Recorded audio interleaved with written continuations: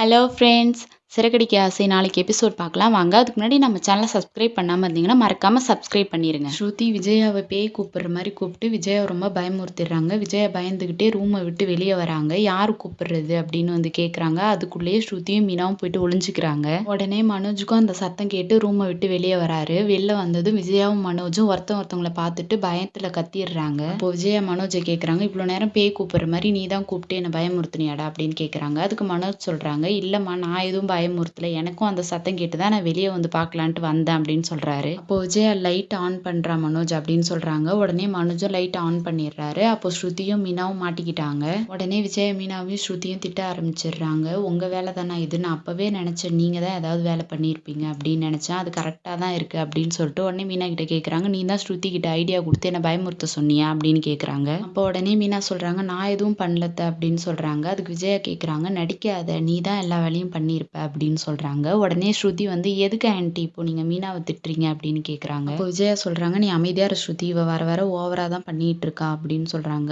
உடனே ஸ்ருதி சொல்கிறாங்க, இல்லை ஆன்ட்டி நான் தான் உங்களை பேய் பயமுறுத்துற மாதிரி பயமுறுத்தினேன் அப்படின்னு சொல்கிறாங்க.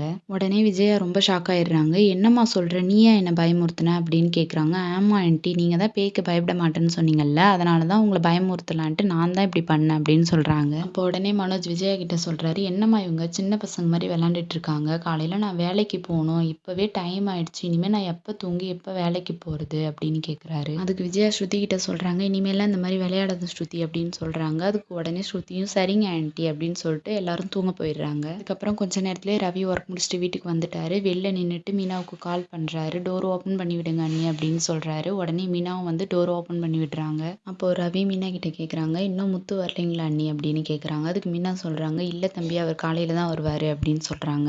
அதுக்கப்புறம் விடிஞ்சிருது. முத்துவும் காலையில் ஒர்க் முடிச்சுட்டு வரும்போது ரொம்ப டயர்டாக வராரு. அப்போ உடனே மீனா போயிட்டு முத்துக்கிட்ட கேட்குறாங்க, என்னாச்சுங்க, ஏன் ஒரு மாதிரி இருக்கீங்க அப்படின்னு கேட்குறாங்க. அதுக்கு முத்து சொல்கிறாங்க, நைட்டு ஃபுல்லாக கார் ஓட்டின, முதுகு பிடிச்சிக்கிச்சு மீனா அப்படின்னு சொல்கிறாங்க. அப்போ மீனா சொல்கிறாங்க, சரி இருங்க, நான் எண்ணெய் காய்ச்சி எடுத்துகிட்டு வந்து தேய்ச்சி விடுறேன் உங்களுக்கு அப்படின்னு சொல்லிட்டு போயிட்டு எண்ணெயை காய்ச்சி எடுத்துகிட்டு வராங்க. அப்போ ஸ்ருதியும் ஃபோன் பேசிக்கிட்டே வந்து கவனிக்காமல் மீனா மேலே மோதி எண்ணெய்லாம் கீழே ஊற்றிடுது. அப்போது விஜயா ரூமை விட்டு வெளியே வராங்க. கீழே ஊற்றிருக்க எண்ணெயை பார்க்காம அதில் காலை வச்சு வழுக்கி கீழே விழுந்துடுறாங்க.